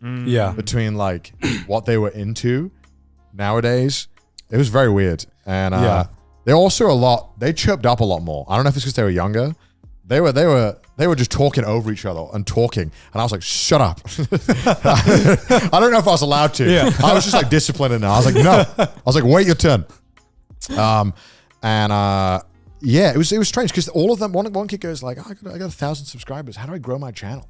I was like, "You got 1,000?" I was like, "How have you not been bullied out of existence?" And I realized they're all doing it. Yeah. They're all making YouTube videos. Bro, if he's the cool kid. If I said I had 1,000 subscribers and I wanted it, everyone makes so much fun of it in my 100%. school. And one kid goes like, I don't know how to make good thumbnails. I was like, oh, this is weird. Oh, this is weird. This is too far. I was like, this is so weird.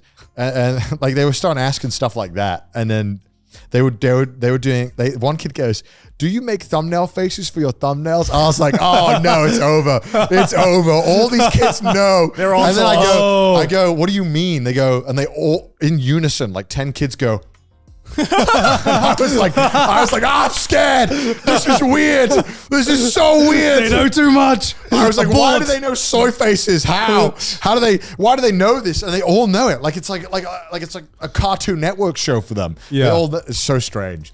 It was very fun though. It was very fun. So when they were asking if you know this YouTuber, aside from Mr. Beast, what other YouTubers did they name? Yeah, who did they bring? Yeah, up? who is hot? Obviously, with obviously, Mr. Beast is like a big one. Just like every like weird, like I know some of them, but they were just definitely like targeted towards kids. I'd say. Yeah. Like Mr. Beast seems to be known obviously by everyone. Yeah, by everyone. But seems to be very heavily like all the kids knew Mr. Beast. Like, Yeah. It seems like kids all know about it. Like, but a lot of them I'd never even heard of. So like I'm like, damn. There's a lot of these YouTubers that are just kids. Were they all like Mr. Beast kind of like style videos? Yeah, all of them were like, okay. All of them are the same style. Yeah. Very strange. Yeah. I went back and watched some of these YouTubers afterwards. I can't remember who they were. But all of them were very Mr. Beast style. Right. Was like the Sidemen or anything like? No, not the Sidemen. I was surprised by That's that. surprising considering how Sidemen humor is maybe a little older. Yeah, maybe a little older than 12 years old. I don't think kids are watching those Tinder videos. They'll find out in about 3-4 years time, I'm sure. They were good kids. Yeah, exactly. They're good kids. Have you settled down as your role now as the cool uncle? You think so? Yeah, because one of the nephews, he's 6. Yeah. He's addicted to Balloons Tower Defense 6, which I've also played an ungodly amount of. And I was like, show me. Bring me your iPad. What are you doing?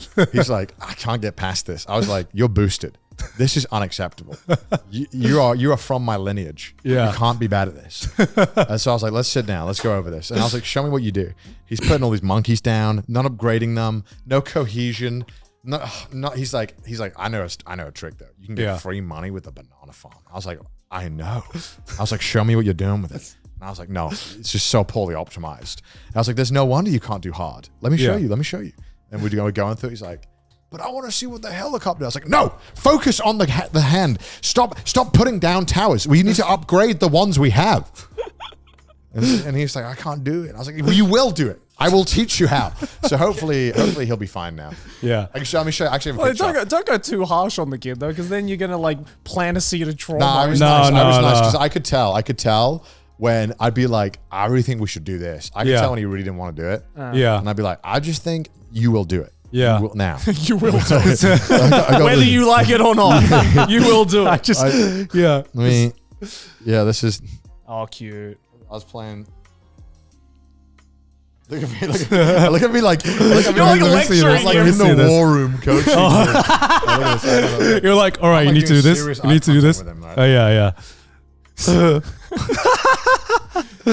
You're like a war general being like, all right, first line of attack. First line is this. Yeah, because I remember I had like I had a similar experience when I saw my nieces when we were on like our US tour. So I hadn't seen this niece since basically for like as long as like I can remember. You know, it's been a very, very long time, and you know. For me and my family, I'm an only child, but all of my cousins are really, really close. Yeah. So I see them as like my bigger, younger brothers and sisters and stuff like that. So their kids are my nieces and nephews as well. Right. And like my cousin was telling me, oh, you know, she's a little bit shy. You know, she doesn't talk too much. So you know, if she's a little shy, don't worry about it. And we were all at a family dinner, and she was just sitting on her phone, just like playing a game. And I was like, what game are you playing? I look over and I was like, it's Genshin Impact. Oh. and I was like, oh my God, it's in the blood. It is literally in the blood. I was really happy he was playing balloons because even though it has microtransactions, I think it's probably one of the like fairest games you could get into. Yeah. So I was super pumped. I was like, thank God you're not playing like Google ads like slop games where they really shit at the game. Dude, if I caught my fucking nephew playing that, I'd be like, I'm telling your mom. Oh, what characters were you using? Was he using any? Yeah, what was his build? Optimized? So it was as optimized as you could be for a free to play. Oh wow, okay, free to play. Okay. So did you give him some pulls or? Yeah. I was like, I spoiled it. Yeah. I was like, I saw they were playing. I saw she was playing Genshin Impact. I was like, this is my time. This I'm gonna be the cool uncle right now. I'm gonna be the cool uncle. How many pulls you want? So I was like, oh, what game is that? And she was like, oh, it's an anime game. And I was like, is that Genshin Impact? And you could see like you know when a kid gets called out and they have this realization of, oh my God, an adult knows what I'm doing right now. And she's like, yeah. And I was like, what characters are you using? How many 5 stars you got? And it was like, oh, to me, I felt so like happy and proud because it turned from like her kind of like, you know, being a little quiet, being a little reserved to just like spilling everything. And I was just like, you know, I saved up really, really hard to get, you know, Raiden Shogun, and I pulled her, and these were like the 4 stars that I'm using right now. Yeah. And I was like, I had this moment where I literally said, "Don't tell your mom, but do you want to get a free 5-star?" Garnt was like, you introduced gambling to this poor kid. Garnt was like, let me show you a really cool in-game trick. Pulls out credit card. That's where we got to bring up the meme. Wow, the gameplay in this game is so good. Yeah. It's like, don't tell your parents, because on Genshin you can gift like Prima Gems. Sure. So I didn't pull out the credit card in front of her, but I did under the table gift my little niece a few pulls, so we could do the pull together. Did you get their regards? Did you get a 5-star? We did. Yeah. And at that very moment, I knew that I was just like, all right, I'm the cool uncle in this 100%. one. I'm no shit. Yeah.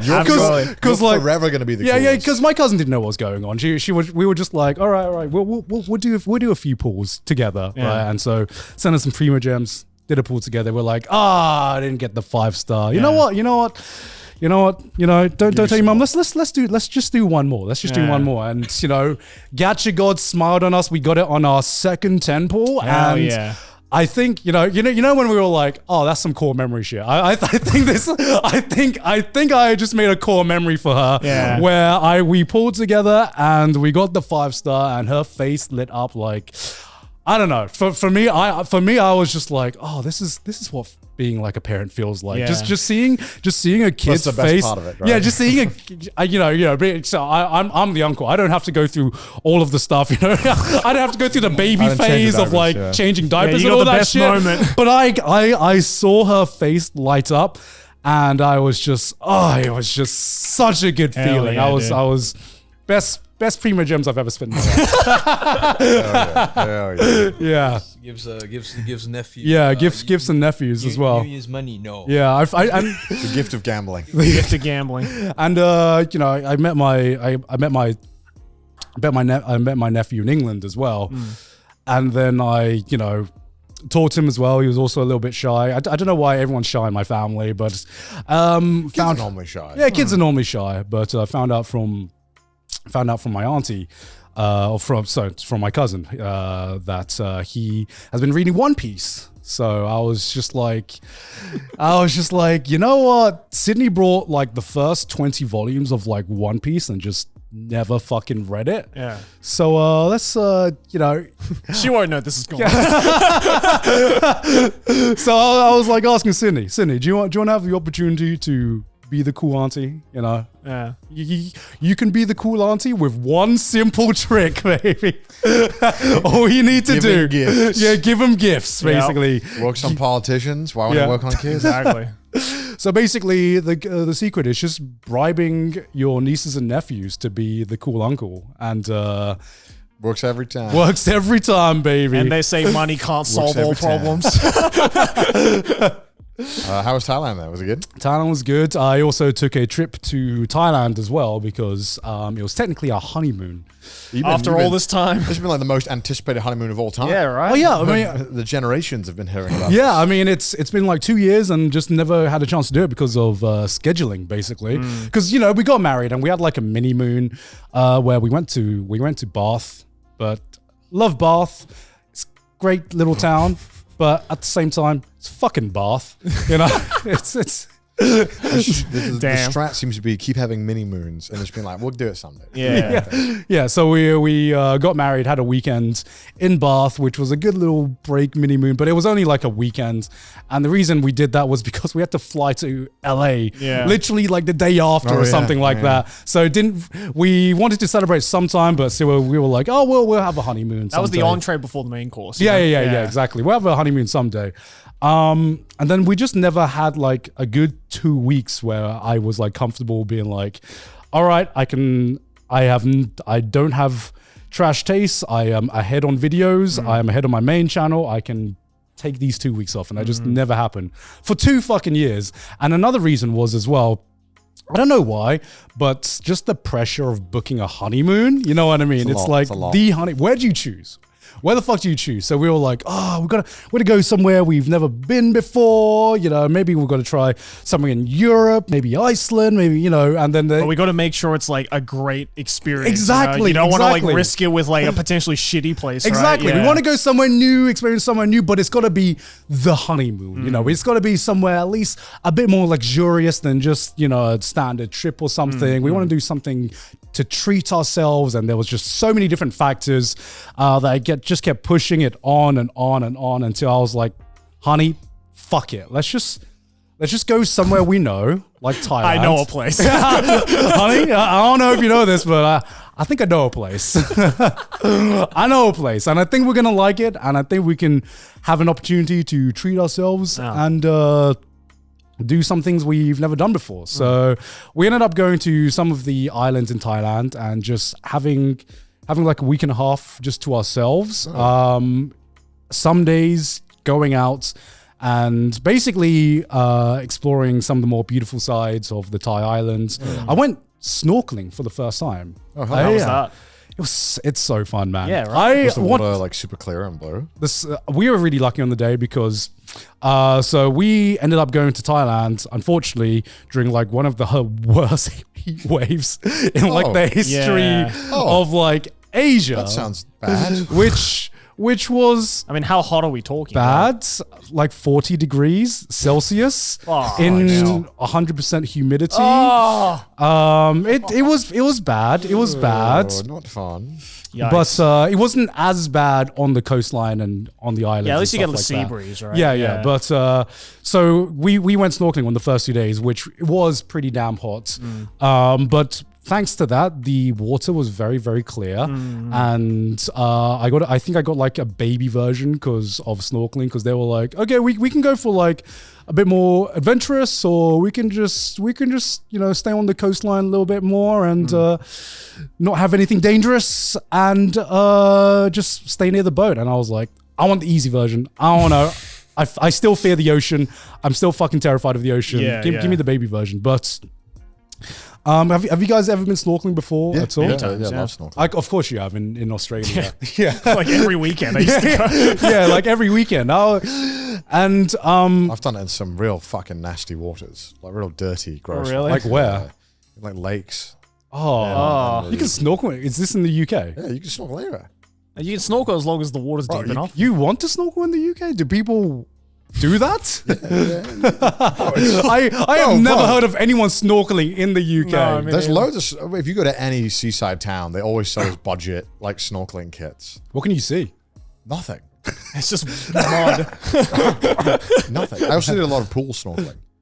What the fuck is pool snorkeling? Snorkeling in a pool.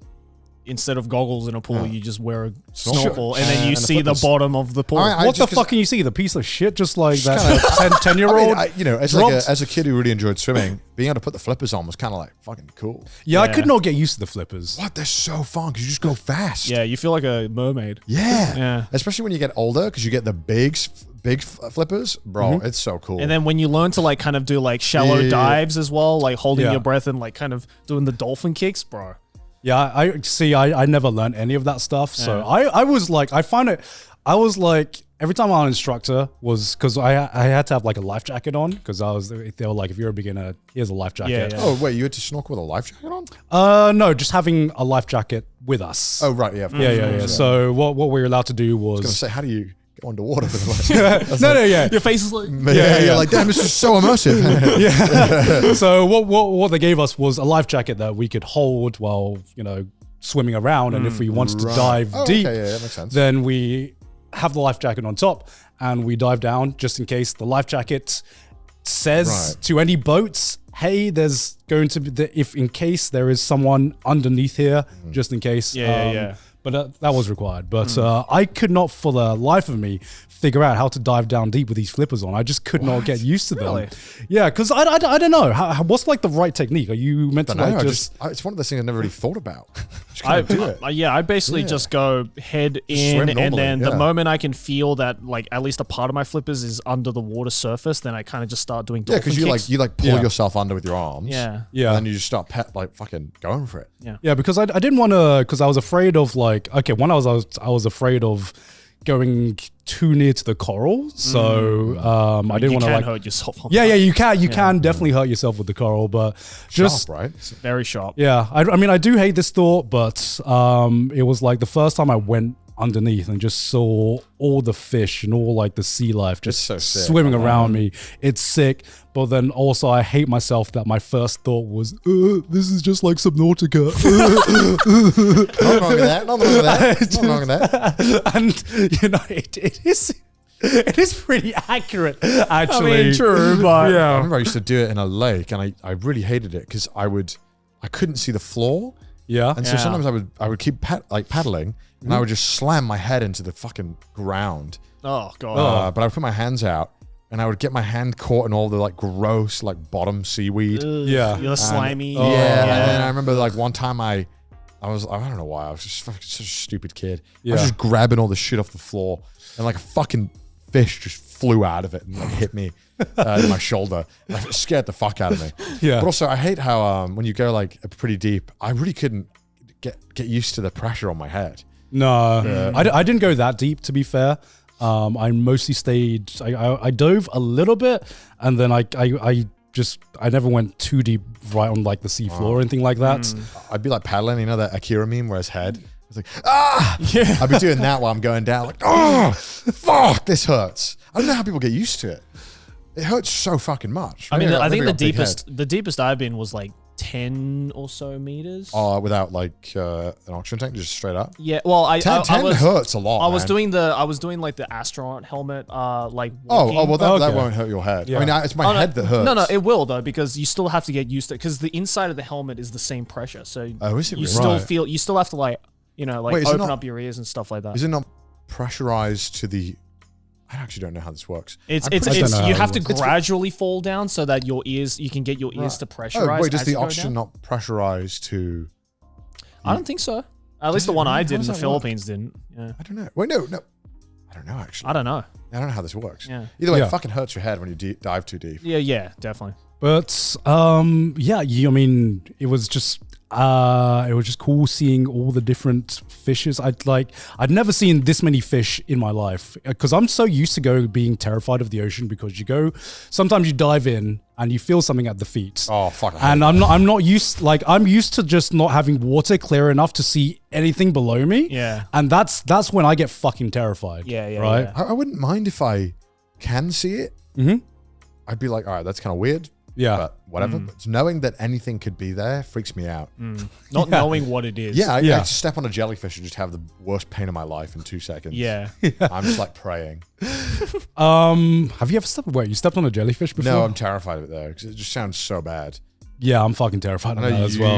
I've been stung by one. Yes. I've just heard the pain is excruciating. Did you get a mate to piss on it? He just did that anyway. You had to think about that. You had to think about that. He just kept asking me to do it. The first time, yes.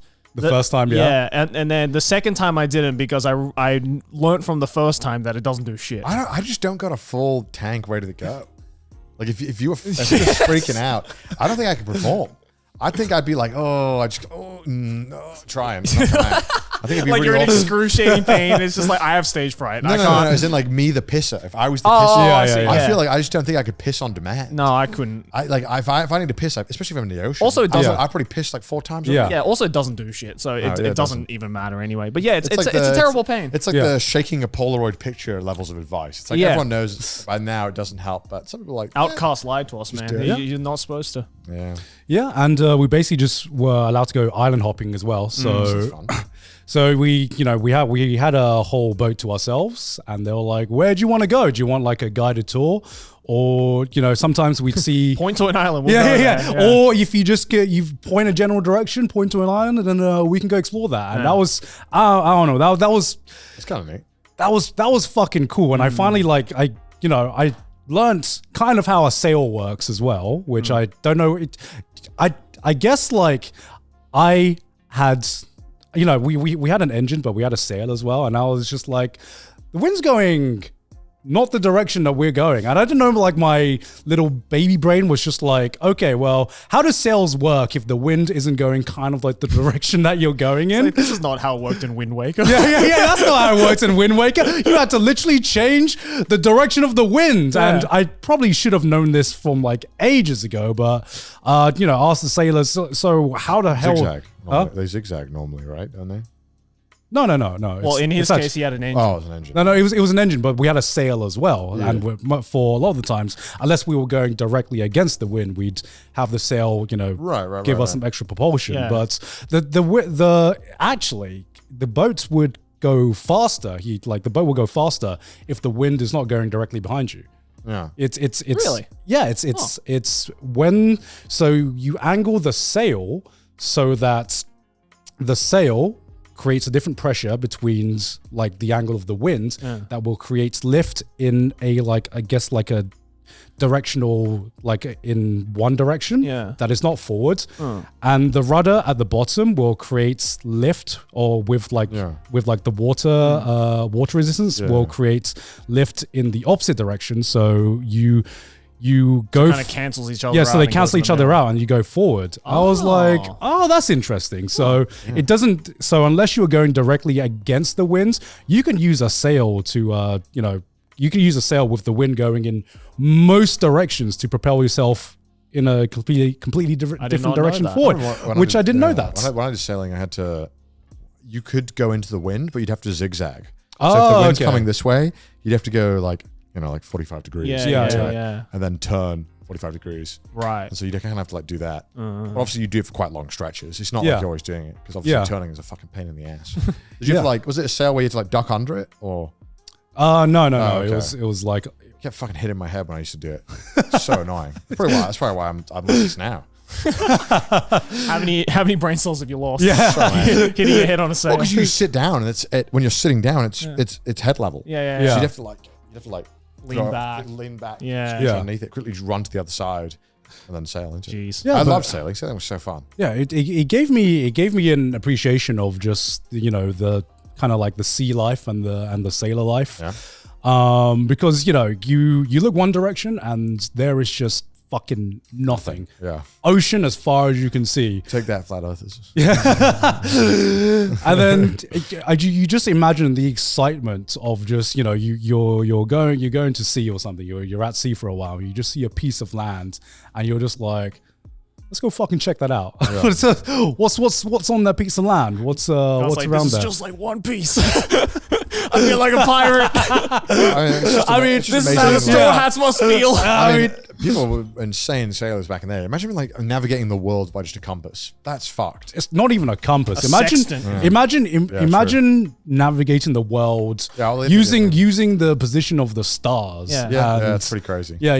Because they were telling me we can't do it, but we know some sailors who can have memorized the positions of the stars, that's and obviously like you can tell by the time of day it is as well. And some people are able to navigate using the North Star and their knowledge of like the constellations and shit like that. And I'm like, that's fucking insane. That's crazy. That is absolutely insane. It's built different. And here I am. I can't remember the same road that I've turned off 500 fucking times after these Google Maps. And here we are, this generation where kids have memorized every Mr. Beast thumbnail. We are not the same. Real shit. Real shit.